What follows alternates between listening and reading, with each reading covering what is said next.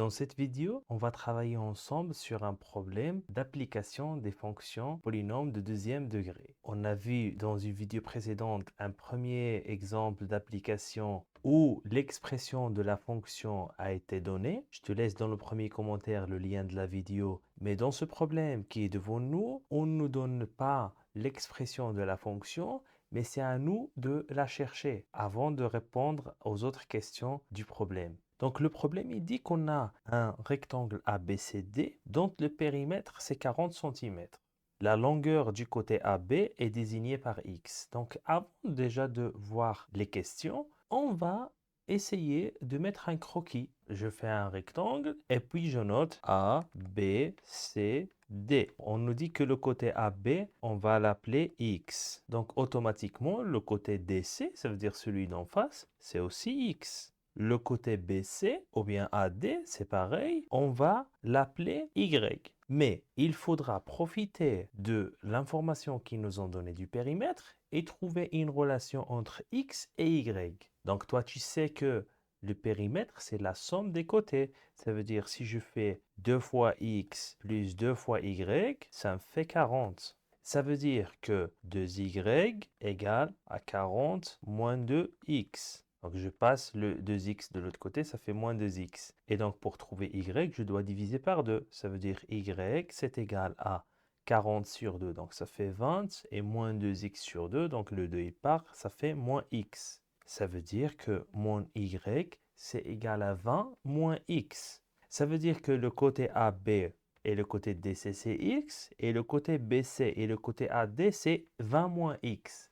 Donc là, on a trouvé tous les côtés juste en fonction de x, pour qu'on n'ait pas deux inconnus. Donc toujours dans ce type de problème, tu dois dès le départ laisser juste une seule inconnue x. Maintenant, ça va être facile de répondre à la première question, qui est calculer en fonction de x l'aire du rectangle. Et puis, il dit représenter cette fonction, parce que ce qu'on va trouver, ça va être une fonction. Tu vas voir maintenant. Alors, je reprends le croquis ici. Donc, on a trouvé ces deux côtés-là, c'est x, et les autres côtés et la largeur, c'est 20 moins x. Donc, si je veux calculer l'aire, c'est longueur fois la largeur, donc c'est x fois 20 moins x. Ça veut dire, si je distribue ça, ça fait 20x moins x au carré. C'est ça l'aire. Donc là, tu arrives finalement à trouver ta fonction. C'est-à-dire que la différence entre ce type de problème et le problème de la vidéo précédente, c'est que ici, on doit faire un travail de plus. C'est à nous de trouver la fonction. Donc ici, notre fonction f de x,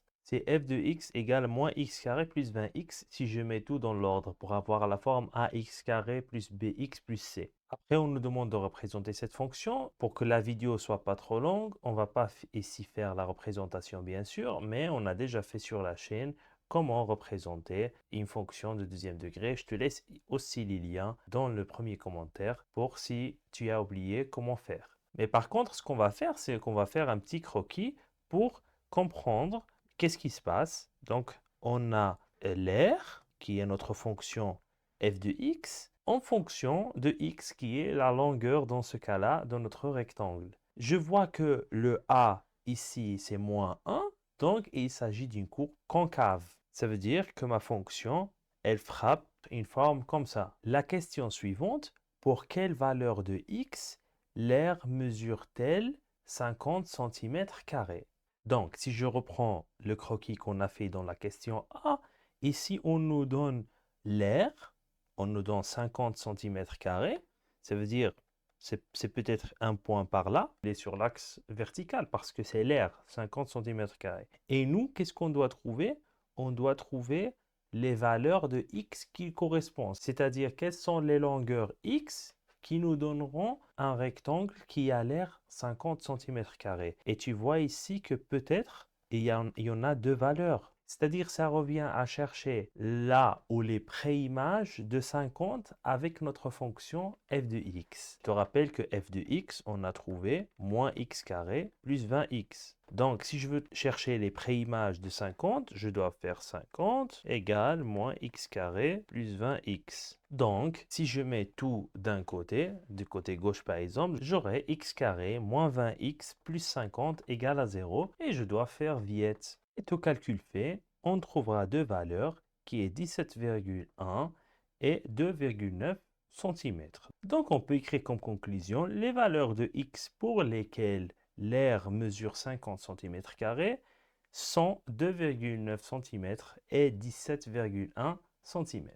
Alors, ça veut dire quoi cette histoire de 17,1 et 2,9? Ça veut dire pourquoi ces deux valeurs? En fait, nous, on a représenté tout à l'heure notre rectangle de cette manière. Donc, on avait x et 20 moins x. Ça veut dire pour que mon rectangle ait une aire de 50 cm², soit je dois lui donner la forme de, comme ça, 17,1 et 2,9, ou bien je dois lui donner cette forme-là. Ça veut dire si le x c'est la longueur, donc 17,1, l'autre côté, il va être 20 moins 17,1, ce qui donne en fait le deuxième x, le 2,9. Mais voilà, ça se voit maintenant pourquoi il y a deux valeurs. Parce que soit ton rectangle est allongé comme ça, ou bien dans ce sens. Maintenant, la question suivante, la question c'est, quelles sont les dimensions du rectangle d'aire maximale? Donc là, on veut savoir quel est le x, quelles sont les dimensions qu'on va donner à notre rectangle pour qu'il ait la plus grande aire possible. Avec toujours la même condition, bien sûr, de départ, que le périmètre soit de 40. Donc là, si tu reprends le graphique approximatif de notre fonction, tu vas pouvoir répondre facilement à cette question. Donc, tu cherches l'aire maximale, ça veut dire, si on voit sur l'axe vertical de l'aire, ça veut dire ça correspond à ce point-là, l'aire la plus grande.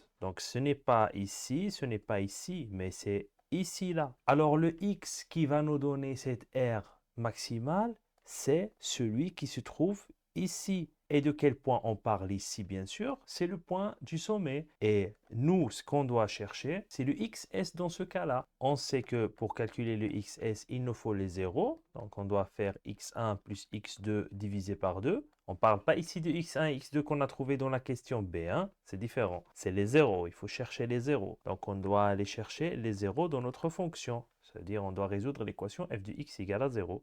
Ici, bien sûr, c'est facile. Il faut juste factoriser, faire le produit nul. Et donc, on trouve x égale à 0 et x égale à 20. Ça veut dire les deux zéros de la fonction zf, c'est 0 et 20. Et donc, je reviens à xs. Je dois faire 0 plus 20 divisé par 2, ce qui me fait 10. Ça veut dire, si je veux avoir l'aire maximale, je dois donner à mon rectangle une longueur de 10. Et là, il nous demande les dimensions. Ça veut dire qu'on doit donner la longueur et la largeur. Si je reviens sur le croquis qu'on avait fait de notre rectangle, on avait x et 20 moins x. Ça veut dire que je dois donner, du coup, on a dit une longueur de 10 et une largeur de 20 moins x qui est 10. Ça veut dire 20 moins 10, ça me fait aussi 10. Ça veut dire les dimensions que je dois donner à mon rectangle, c'est de 10, 10. Ça veut dire qu'il aura, en fin de compte, une forme de carré. De côté, 10. Du coup, si tu fais 10 fois 10, tu trouves combien? 100. 100 cm², beaucoup plus grand, par exemple, que si on donne les dimensions de la question précédente, qui nous donnait une aire de 50. Ici, on va trouver une aire de 100 cm², avec le périmètre toujours 40, hein, parce qu'on a 10 de côté, 10 fois 4, donc ça fait 40. Mais tu vois que ça dépend des dimensions que tu vas donner à ton rectangle, il aura une aire différente. Mais la maximale qu'on peut trouver dans ces conditions-là, du coup, c'est 100 cm².